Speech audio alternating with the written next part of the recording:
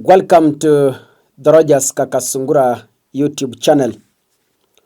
A big thank you for the support you're granting this platform. When you listen to information about the Laikipia quarantine facility from both the governments who claim to be cooperating, that is the American government and the Kenyan government. When you listen to both governments, you note something, that there's something that is not clear. The US government insists the Laikipia quarantine facility 100% belongs to Americans. The Kenyan government says the quarantine facility in Laikipia will help Americans and the Kenyans exposed to Ebola. But Americans all along, until today when they're speaking, they still maintain that the facility only belongs to the Americans. Allow me to read a statement that has been issued by the US Embassy, Kenya, in Nairobi. Statement on Ebola response efforts and cooperation with Kenya.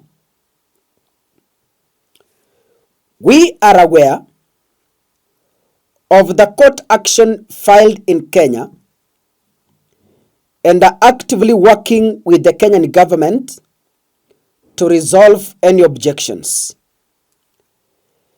They communicate our shared objectives to the Kenyan people. The United States and Kenya share historic health partnership that over decades has benefited both Americans and the Kenyans. Our joint response to the current Ebola outbreak is a natural extension of our long-standing cooperation. As the health security situation evolves, we are working in tandem with Kenya and international partners to enhance protocols for detection and spread of this deadly disease. The bio-isolation facility in Laikipia is part of a holistic response to prevent spread of the disease and lessen health risks for the region as a whole. It does not pose risk to nearby communities. Beyond Laikipia, we are working with Kenya to enhance border detection, provide accurate testing, and bolster the response in high-risk counties, expanding regional capacity to isolate and test symptomatic individuals, including Americans working on response efforts,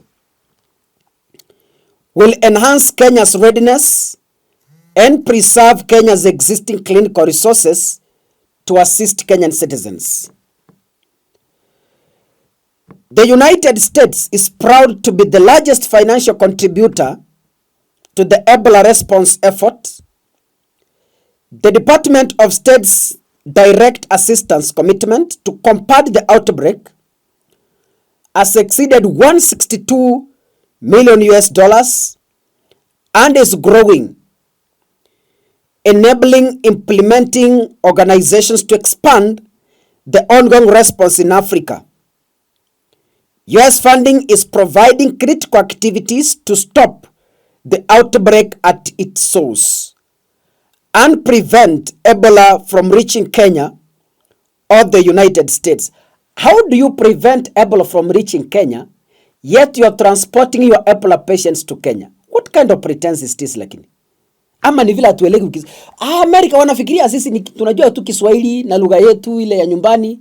So they think we don't understand statements in English. Sikia vile wanasema. I repeat. Wacha nirudie vile wanasema hapa. Wanasema US funding is providing critical activities to stop the outbreak at its source and prevent Ebola from reaching Kenya or the United States. So the United States is preventing Ebola from reaching the United States by blocking Americans exposed to Ebola from going to the United States. But it is protecting Ebola from reaching Kenya by transporting their patients to Kenya for treatment. What kind of reasoning is this?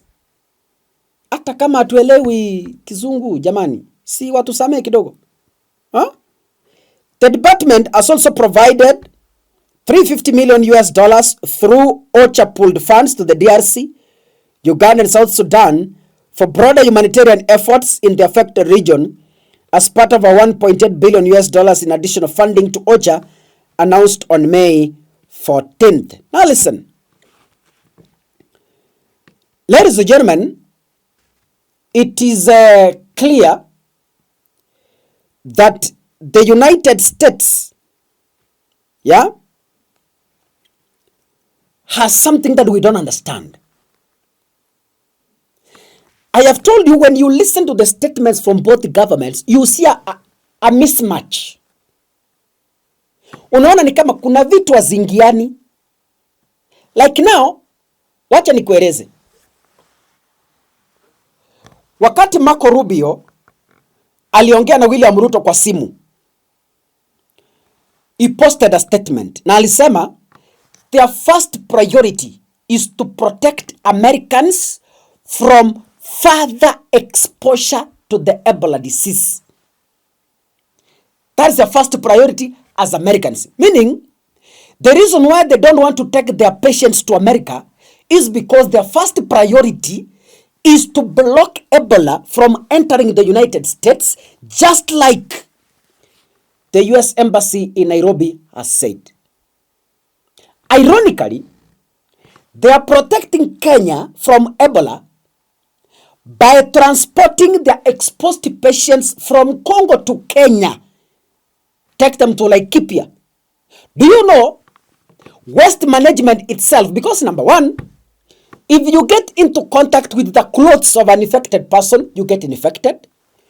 If you get into contact with the feces, waste, urine, feces, sweat, if you contact it, you also get infected.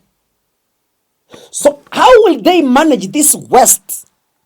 We have needles, that is medical equipments that have been used to care or treat an infected person. If you get into contact with those gloves, syringes, PPEs, those coats, you also get infected. So the big question is, how will they manage this waste so that it doesn't get into contact with the surrounding people of Laikipia?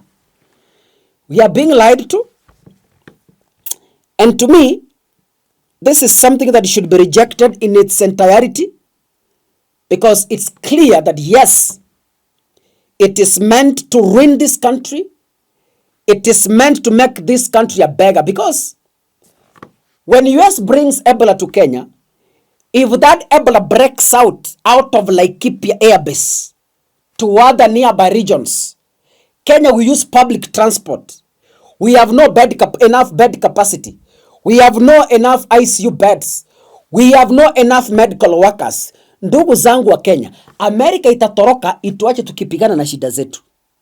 America is only interested in destroying a country so that that country can depend on them for salvage.